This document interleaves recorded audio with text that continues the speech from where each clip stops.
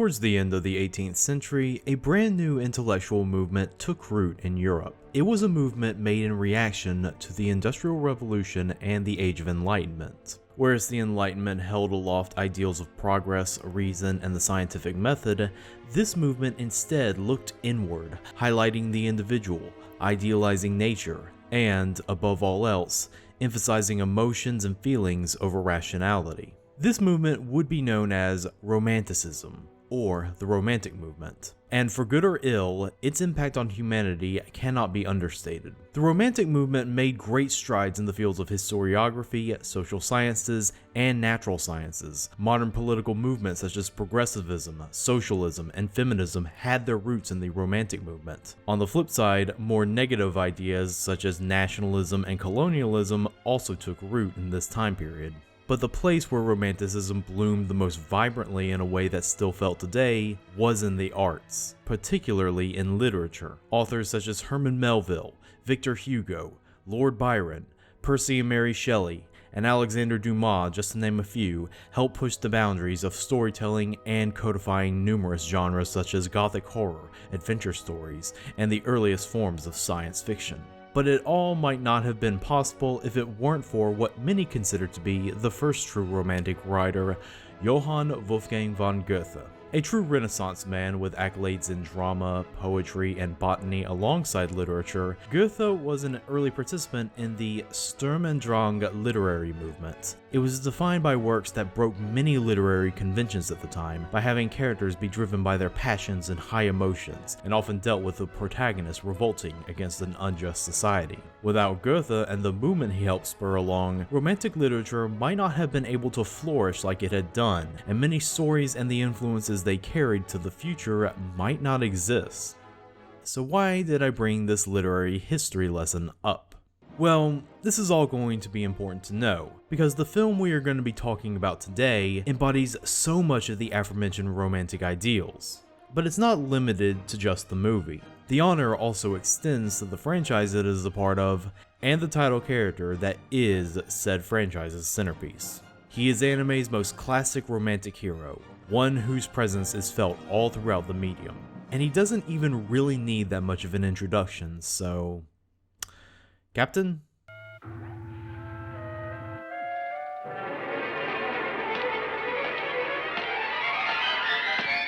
KYOTO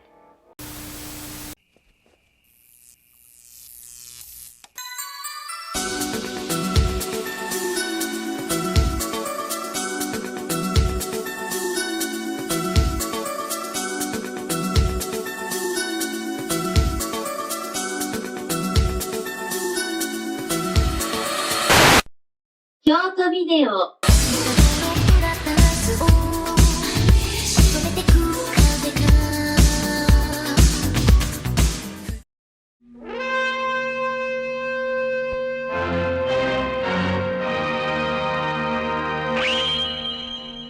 Yep, it finally happened.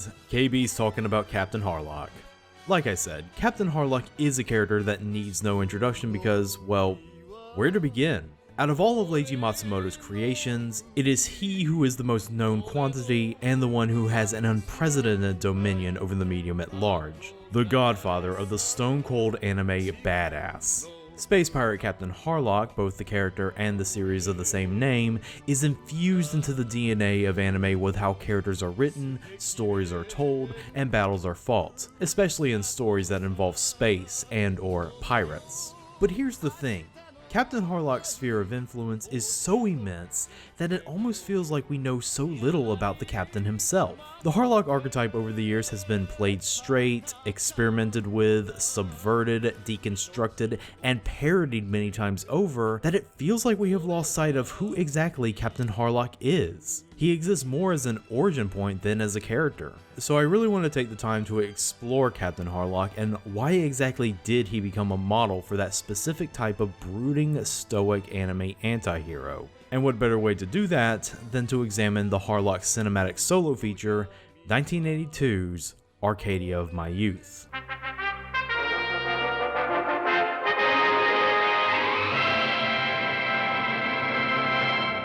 Arcadia of My Youth is a 2-hour anime epic that gives us the origin story of Captain Harlock.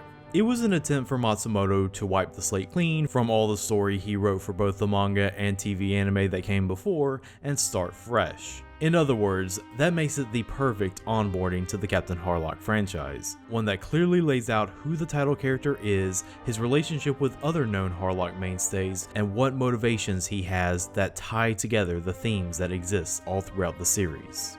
In spite of a few minor hiccups, which we'll get into later in this video, Arcadia of My Youth does succeed in delivering on all of that. It embodies so much classical romantic ideals in building up its lead that it makes it the perfect case study as to why Harlock has endeared himself into the hearts and minds of fans and creators for years. But we can't just start there. After all, Harlock was a character before Arcadia, so we need a little perspective. 我々の乗る船の名はアルカディア号を置いて他にない。アルカディア。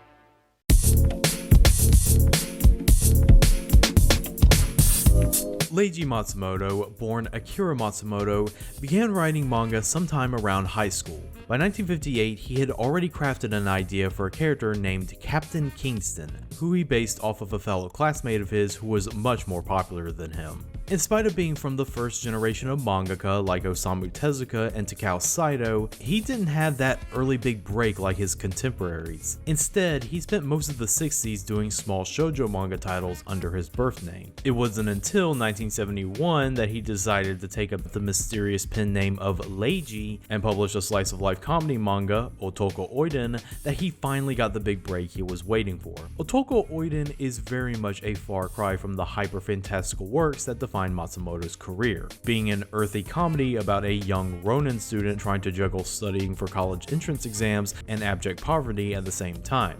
But it still had that spark of emotionality that drives most of Matsumoto's stories. With this success, Matsumoto decided to revisit the character of Captain Kingston in his 1972 manga, Gun Frontier. This time, he fleshed him out into a new character named Frank Harlock, a sharpshooter who acts as the more cooler-looking sidekick to the manga's main protagonist, Toshiro Oyama. One important detail he had in his backstory was that he was a former sea captain. In 1975, Matsumoto decided to also get involved in anime production and helped Toei Animation with a new series called Space Battleship Yamato, the series that birthed the anime space opera genre. That is really a story worthy of its own video, so the only two important things you should know is that A, it was the project that made Matsumoto a household name outside of manga, and B, he originally was going to introduce another version of Frank Harlock into that story. The plan was that there was going to be a huge plot twist that the protagonist Susumu Kodai's long-lost and presumed dead older brother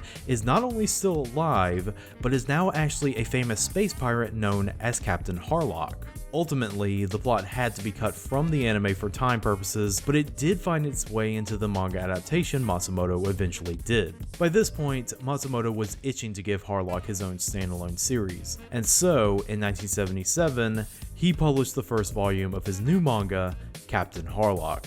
It is the far-flung future, and humanity has achieved a vast starfaring civilization with automated labor and colonized planets. This has allowed humanity to grow complacent, and they are completely unaware that they are in the crosshairs of an invasion by the race of feminine plant people, the Ma Zone.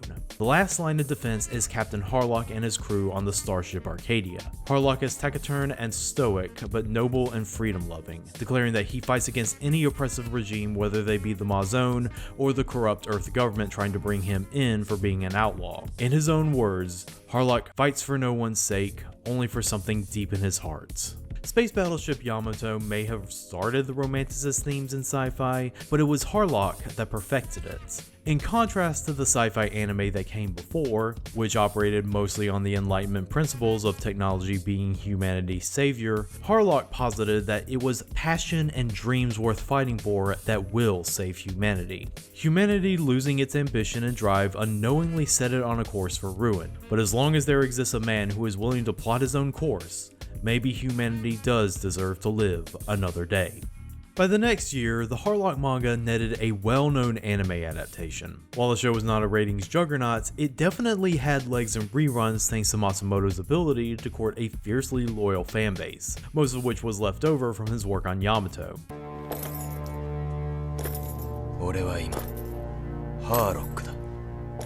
ハーロックのような生き方をするがゆえに Harlock would again appear in Matsumoto's next and most broadly popular anime series, Galaxy Express 39. He was bumped down to a more minor role as a mentor figure / idol for the young protagonist Tetsuro, but that role ended up getting greatly expanded into the series' own movie. Now I know what you're thinking so far. Harlock has technically appeared in 4 separate series, counting his own. Isn't this all rather confusing? Oh my friends, welcome to the Leijiverse. You see, Matsumoto isn't really a fan of continuity or lore in a sense. The stories of the Leijiverse don't follow a straight timeline, but act more as a big, all-encompassing cloud around one another. Characters show up in multiple stories with different histories, stories conflict with other stories, characters die multiple times in different ways. The best theory for why Matsumoto chooses to structure his stories like this is because he does not see his characters as mere characters in a linear narrative, but rather reoccurring heroes of myth and legend. These are stories relayed to us as if they were passed down from generation to generation, an ultimately sound theory as it plays very well into Matsumoto's classical romanticism. But I think there was a point in his life where Matsumoto cared about some level of continuity. I mean, why else did he start the Captain Harlock series over from scratch at the turn of the 80s?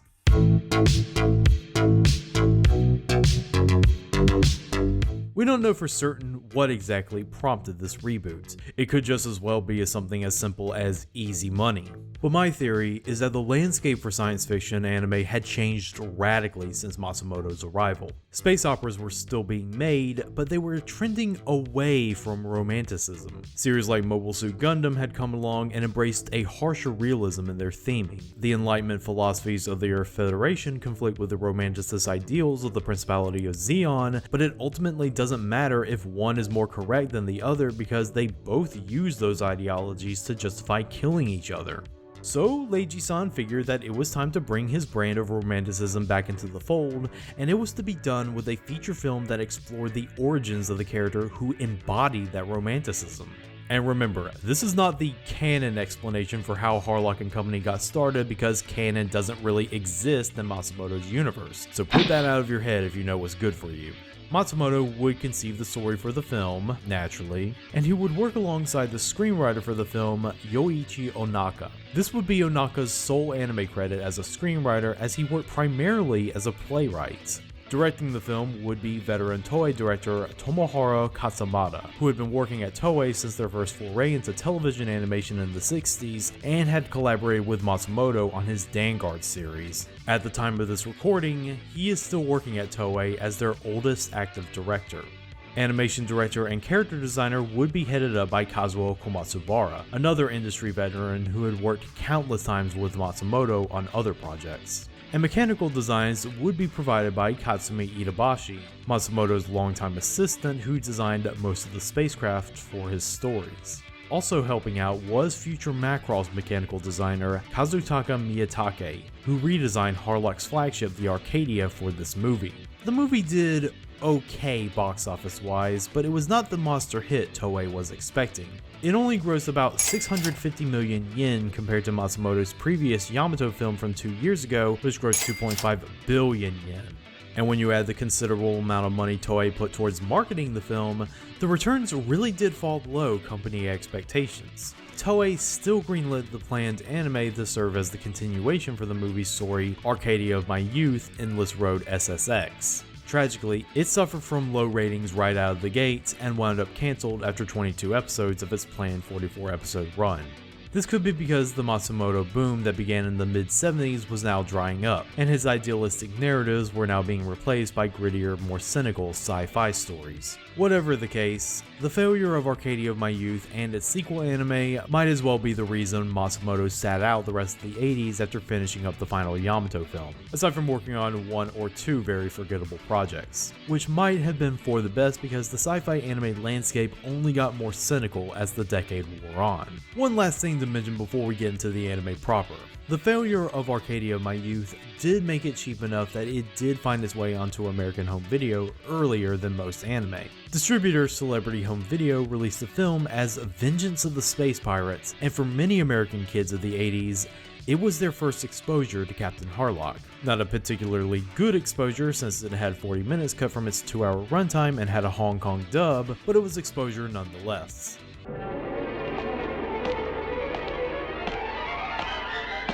I am here.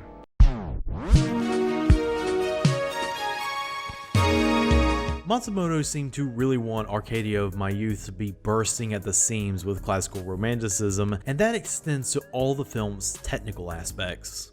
This movie is really going for this operatic, almost Wagnerian tone, and it really is pulled off through how the set pieces are boarded and animated. Seriously, there is some early 19th century level majesty in this late 20th century anime film.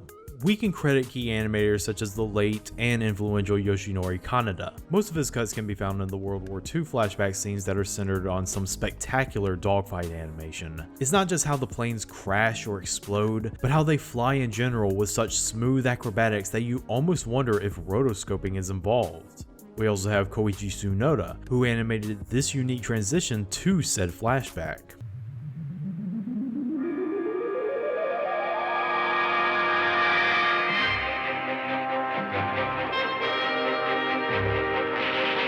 But my personal MVP animator of the movie is Shigeo Matsuba, who pulled off the two most complicated set pieces of the film. The first being the inaugural takeoff of the Arcadia that closes out the first half of the film. The striking imagery of this majestic spacecraft blasting off from beneath the Earth as it destroys an enemy base in the process is the perfect introduction for such an iconic ship.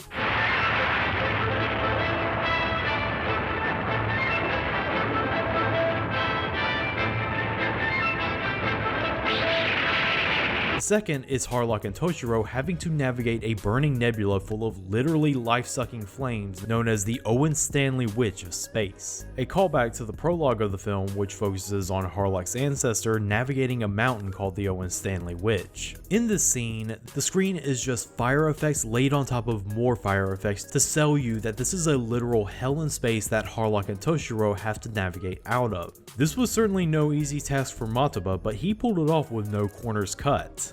魔女だ。スタンレーの魔女が笑っている。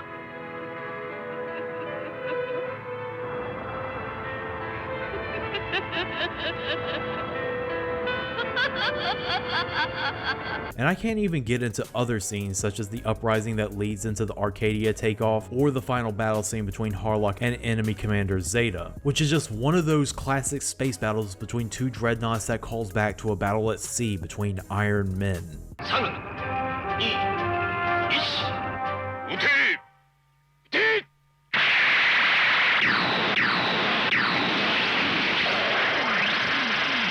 But what helps give the scenes their romanticist feel and separates them from just being another science fiction anime is the background art provided by Iwamatsu Ito. His settings have a very painterly feel to them, with some shots looking like they should be hanging in a museum somewhere. I think this really comes across in the aforementioned prologue set piece where Harlock's ancestor, Phantom F. Harlock, is navigating a stormy mountain range in his plane, and Ito's backgrounds help emphasize the risk he is undertaking.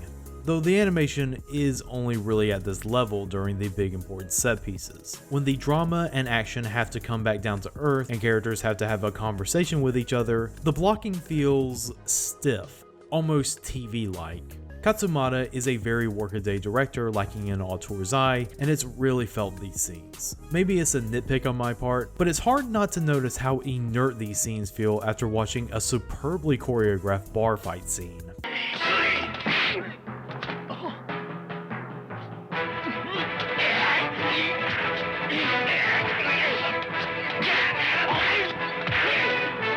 Audio-wise, the Romanticist themes are also carried over, with musical arranger Toshiyuki Kimori opting for an all-classical music score provided by the Shinsei Japan Philharmonic Orchestra. And when I say classical, I mean they are using actual classical pieces to score, most notably Antonin Dvorak's New World Symphony. 年老いた私の心臓の不規則な鼓動に似ていた。私とアルカディア。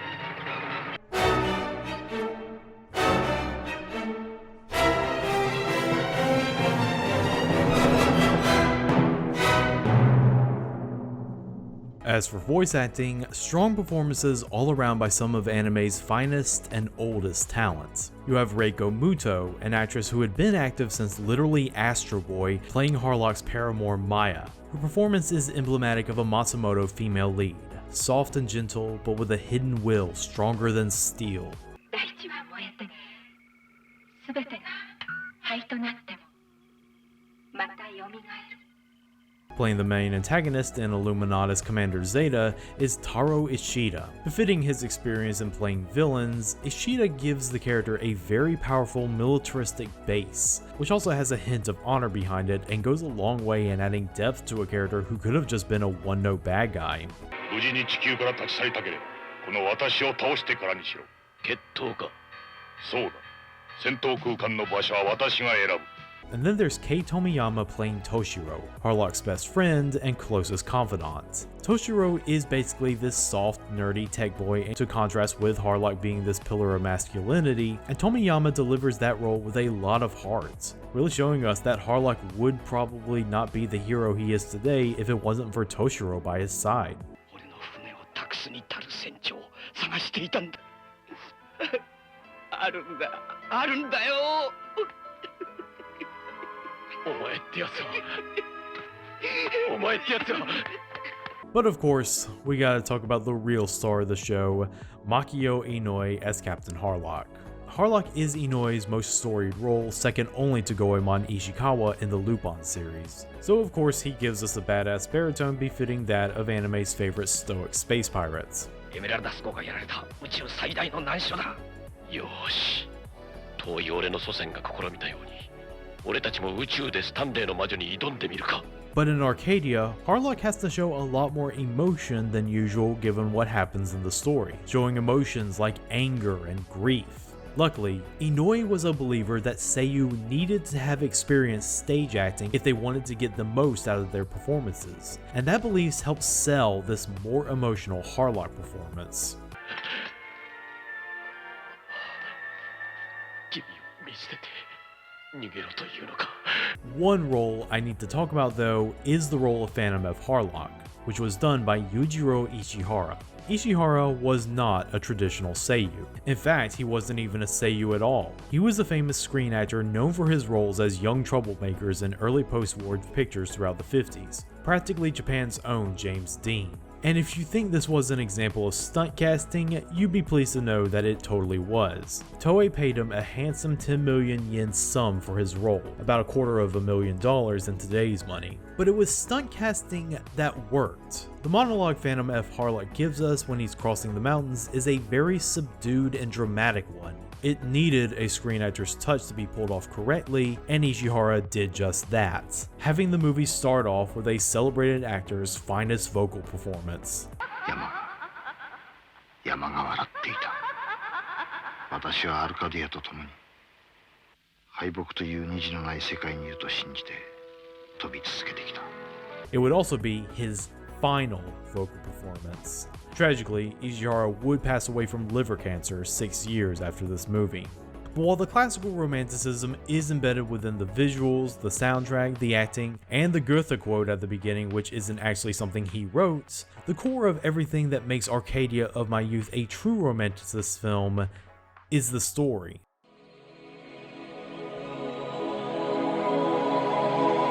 The goal of Arcadia of My Youth was to create what could be a definitive origin story for the character of Captain Harlock.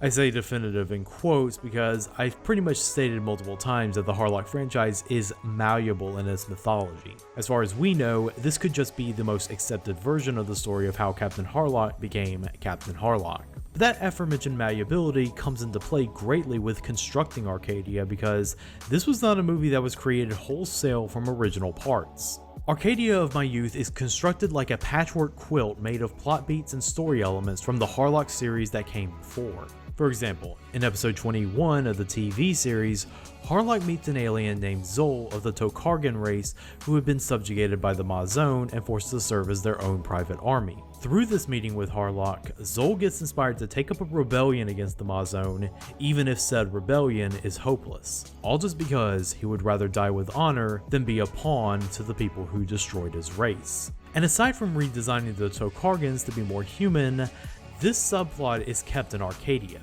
right down to the Tokargan toast. ではゴーラムゴーラムゴーラムゴーラム And like with Outlaw Star, Joss Whedon totally stole that shit. You had a Goram time bomb living with us. There's also the character of La Mime, the last surviving member of her race, whom is one of the first to join Harlock's crew. This trait, along with her standout design, is one she shares with a TV series character, Mime. Threading all of these elements together is the reoccurring themes that are present in most of Harlock's stories. The alien enemy fight Harlock continuously, both out of a sense of military pragmatism and the fact that they seem oddly fascinated by him and his tenacity. ハーロー、私は君の中にデータなどでは測れない真の地球人を見てきた。同じように、土地牢の中に。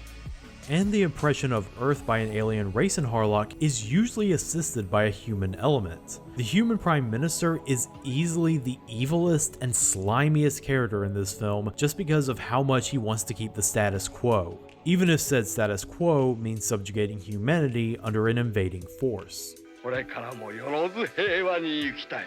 君のような危険分子は地球の方針に合わない。従って地球政府はお前たちに Feels like a more personal setting though this time around. Matsumoto was a child of the post-war era and remembers scrounging the ruins of his home country which was under an occupying force. Maybe that's why the willowy Ma-zone were replaced by the more macho, militaristic, and, dare I say, more American-like Illuminatus. Arcadia's tapestry isn't just being woven entirely by the threads of Harlock though. Both the prologue with Phantom F. Harlock navigating the Owen Stanley Witch and Captain Harlock doing the same but in space are based off a story that was in Matsumoto's war story anthology series Battlefield. These bits and pieces, grabbed all across the Leiji-verse, are meant to form the foundation from which the character of Harlock will be constructed.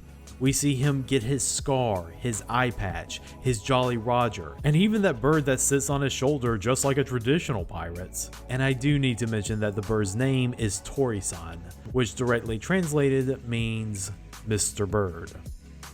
Cute.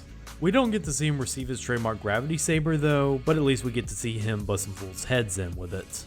But it also shows us how the characters surrounding Harlock also came to be themselves. We get to see Harlock and Toshiro meet and forge the unbreakable bond that allows for the captain and the space pirate that we all know and love. お前、なんでそんな小じみたいな真似をするんだ。一人だけの反乱ってやつさ。反乱？ Matsumoto is very adamant that a character like Toshiro is needed in every Harlock story as a point of view character for himself. He's gone on record in saying that he could never imagine himself as Harlock, and Toshiro is there to bring out that sense of humanity from such a larger than life character. ハロック、この船はお前と俺の夢を果たす船だ。 But we'll get into more detail in that later. There's only one real flaw in Arcadia's story, and it's a biggie. In Arcadia, the men who surround Harlock get a lot of depth to them, whether they be allies in the Earth's resistance or the conquering Illuminatus. The female characters, on the other hand, do not get such depth. The character of Emeraldus, for example, is just as important to the Harlock mythos as Toshiro, sometimes even being the one who inspires Harlock to take up the mantle of a pirate in the first place. And even though we do get to see her connection to Harlock as an old compatriot on the battlefield and how she gets her own trademark scar, she feels strangely underwritten here. I can only theorize that's because they're saving the real meat of her story for the anime spinoff. La Mime initially appears to be introduced as an important character, especially how she's Zol's girlfriend and all, but by the end of the first act, she seems to just fall into the role of being Harlock's bridge bunny, assisting with the action on screen but never getting any real deep character moments. But the one who gets the shortest end of the stick is the character of Maya. In spite of Muto's heartbreaking performance and her role as an icon of the resistance through her pirate radio station, Maya doesn't feel like an actual character. Thanks to her being stricken with a terrible case of tragic heroine syndrome, Maya really only exists as motivation for Harlock's next move. She is Harlock's plot engine. Harlock loses his eye trying to rescue Maya, Harlock goes into space because Maya sends him a coded message to do so, Maya gets held hostage in a ploy to get Harlock to return to Earth, leading to the aforementioned Emeralda scarring, and finally, and this is spoilers by the way, It is Maya's death in the third act that finally severs any connections Harlock has to Earth and allows him to fully commit to the space pirate bits. と夢見ていたあなたとかけたハイリュケンシュタット私たちアルカディアと同じように星の海を Matsumoto isn't the best at writing women characters when they aren't the protagonist, and it's really here on full display with Maya. But I guess some things do need to be sacrificed in the service of building up a character like Captain Harlock. And I'm not being sarcastic here. Arcadia of My Youth does succeed in embodying who Captain Harlock is.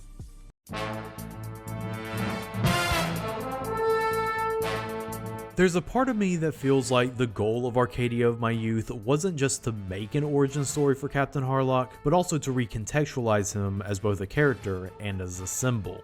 This isn't on any records, mind you, but it feels like this movie was made in reaction to some of the critiques of Romanticism that Gundam made. In Gundam, Romanticism is portrayed as an ideology of arrogance perpetuated by self-serving fascists. It says something that Giran Zabi, the anime's biggest romanticist, positively compares himself to Adolf Hitler. ま、勝ってみせます。ヒットラーの尻尾の戦いぶり、ご覧ください。 Arcadia of My Youth is there to tell us that there is still some romanticism in being, well, a romantic.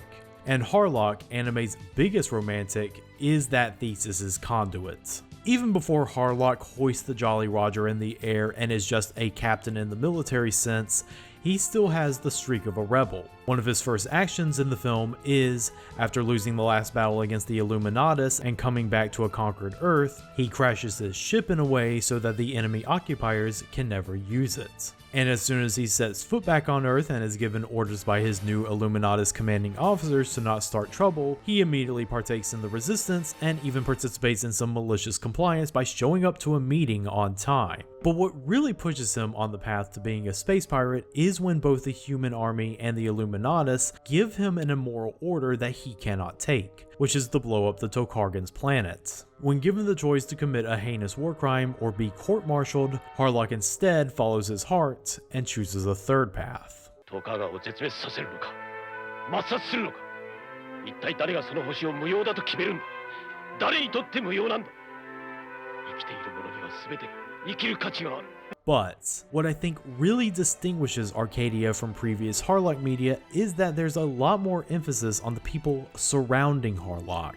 Arcadia's Harlock is not an individualist like in the TV series. He is someone who is well aware that he is uplifted into being a pirate captain by the comrades who surround him. Lamime assisting him, Zol sacrificing himself, Emeraldus giving up her career as a privateer for his sake, Maya's continuous pushing that he should follow his dreams to the Sea of the Stars. It's clear that Harlock would not be Harlock without others encouraging his romanticism. But the one we can credit the most in that regard is Toshiro. We talked about why Toshiro is important to Harlock's story, but Arcadia shows us that it is much more deeper than that. So remember that extended World War II flashback I talked about in the animation section? That's actually a very important scene.